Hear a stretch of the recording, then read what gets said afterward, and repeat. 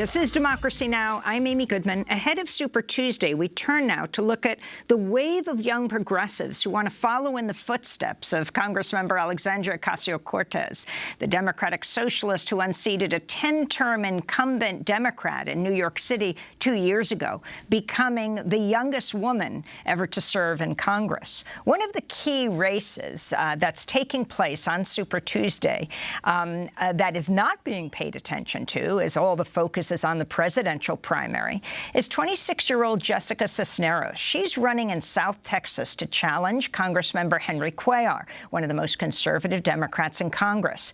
The 64-year-old centrist is backed by the Democratic Congressional Campaign Committee and House Speaker Nancy Pelosi. Cisneros has branded him Trump's favorite Democrat because he voted with President Trump nearly 70% of the time. In return, Cuellar has run attack ads like this one. Two candidates for Congress. One stands with families. One supports allowing minors to have an abortion without parents' knowledge. One who is raising money for our community and spent his life here. One who gets her money from outsiders. In fact, much of the outsider support pouring into the contentious race in South Texas has been for Cuellar. He received at least $40,000 to defend his seat from the conservative Koch brothers Political Action Committee and has major support from pharmaceutical companies. In contrast, Cisneros is an immigration attorney who supports Medicare for all, the Green New Deal, and creating a humane border and immigration policy. She's been endorsed by presidential candidate Bernie Sanders and Elizabeth Warren and Alexandria Ocasio-Cortez. We invited Congressmember Cuellar to join us. He declined. For more, we are joined by Jessica Cisneros. She's joining us by Democracy Now! Video stream from the campaign trail. We welcome you to Democracy Now! Actually, Jessica Cisneros, you're a former intern for Congressmember Cisneros, who you are challenging? Yeah, rather a former intern of Cuellar. Thank you so much for having me. But yes, I interned for him back in 2014. I was in undergrad at the time, and I went to Washington. I was super excited to intern for my member of Congress, but I was, I guess, shocked by how conservative he was, and it took me having to go to Washington to figure out his very egregious track record. So that's something that I think about a lot now as I'm hitting the doors, because not a lot of people before this campaign knew what Cuellar was up to and how he wasn't really representing us in Congress. So you're on the campaign trail now. Tell us where you are, and tell us where, we did invite Congressmember Cuellar to be on the broadcast, but can you tell us what your main points of contention are with him and why you want to serve your district in Congress? Right. So right now we're in Mission, Texas. It's the part of the most southern tip of our district. Our district's pretty big. It's almost the same size as the state of New Jersey. So it goes all the way up to my hometown of Laredo, Texas, and then up to San Antonio, which takes us about 6 hours just to drive through it. I think one of the biggest distinctions between me and Cuellar is who we're serving, and you can tell who we're serving because of how we finance our campaigns. As was mentioned, I am not taking a single cent of corporate PAC money. I do not think that corporate money has a place or a role in electoral politics, and it shouldn't.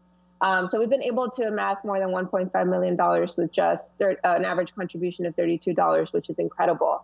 And here you have somebody who's taking money from the Koch brothers or the Koch family. They're taking money from other outside groups, taking money from the NRA, the private prison industry, which is one of the huge, financial backers of Cuellar. And that's why we believe that there's so many issues, whether it be healthcare, whether it be immigration, whether it be education or infrastructure down here that are going unaddressed. Because while he's trying to cater to outside corporate interests, we're out here trying to make sure that our voices are being heard.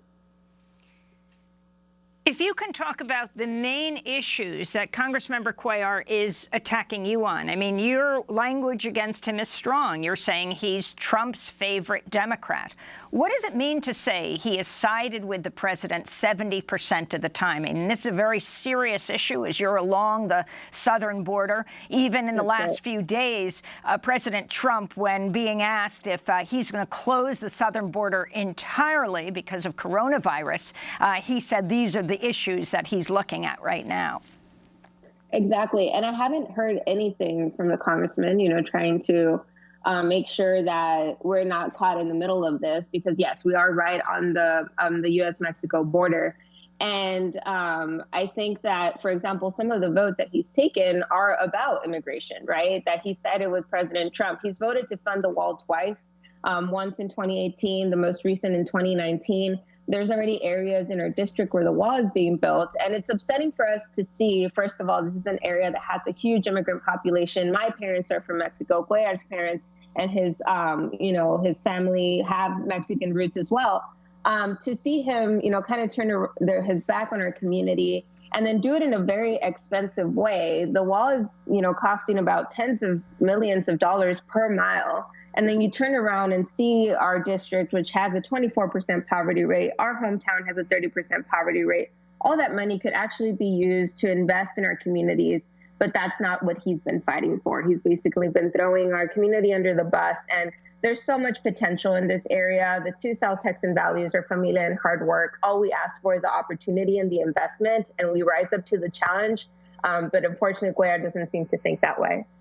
So can you tell us what's happening on the border? Just the headlines that we had at the top of the show. So many of these headlines relate directly to your neck of the woods, right, to southern Texas and to the whole border area. Asylum seekers at the U.S.-Mexico border were left confused and frustrated after a federal appeals court Friday ruled that Trump's so-called Remain in Mexico policy was invalid, but just hours later stayed its own decision to allow the Trump administration to continue it. And then they ruled that the appointment of Ken Cuccinelli as immigration czar, this was another federal judge, was completely illegal.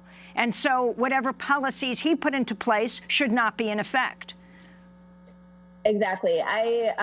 So I've been doing immigrants' rights work since 2012, the most recent of which has been representing folks in immigration court under the Trump administration. And I can tell you immigration law is such a roller coaster right now. And when you're talking about families being caught in the middle of this, it's unacceptable, right? Like we were just, like you mentioned just a few days ago, like this decision was passed. Everyone was really excited. Then a few hours later, it's like, no, we were just kidding. These are people's lives on the line. It's their livelihoods. My parents were beneficiaries of immigration reform themselves. I know what the American dream means to families because that's how my family was able to have the life that we have now. And we want that for our many neighbors who unfortunately right now have mixed status families. One of the things that we're trying to focus on with this campaign is paint an accurate picture of what life on the border is like. I think it's very harmful to keep perpetuating the stereotype that this is a very lawless area of the country because it really isn't. And for us, it's like instead of spending money on us trying to increase the over-militarization or trying to increase border security, what we're asking for here is to invest that money in our communities. And again, like there's areas here, called colonias where a lot of families live where they don't even have basic infrastructure like paved roads or running water or streetlights, right? And we want for the government to invest in us in a different way instead of trying to police us. Finally, you talked about your opponent, Congressmember Cuellar, being Trump's favorite Democrat. But his reputation goes way back. Is it true that he endorsed George W. Bush for president over Al Gore? He's a Democratic Congressmember. Yes, he did. If you Google image his search or search and Google images for his picture, you'll see a picture of George W. Bush basically calling his face at the State of the Union one year. He also used to be Rick Perry's Secretary of State here in Texas. And as recently as the last election cycle, he has fundraised and endorsed Tea Party Republicans in the state. So we know, again, this is a district that went to Hillary Clinton by 20 points in the last presidential election. This is a district where Beto O'Rourke wiped the floor with Ted Cruz in the Senate race. We actually believe in strong democratic values, but for more than a decade, Henry Cuellar has been the only option on the ballot. So there's a lot of momentum and a lot of excitement right now because for the first time in over a decade, we have another choice. Well, we're sorry that Congressmember Cuellar wasn't able to join us today, but Jessica Cisneros, thank you so much for joining us. 26-year-old immigration attorney running for Congress along the border in South Texas, in a district that Hillary Clinton won by 20 points. Jessica Cisneros has been endorsed by Senator Bernie Sanders and Elizabeth Warren. This is Democracy Now!, democracynow.org, the War and Peace Report. Tomorrow night, Super Tuesday night, we'll be on the air from 7 Eastern to midnight in a joint broadcast with The Intercept following all of the primaries throughout the state, throughout the United States. We hope you'll join us then.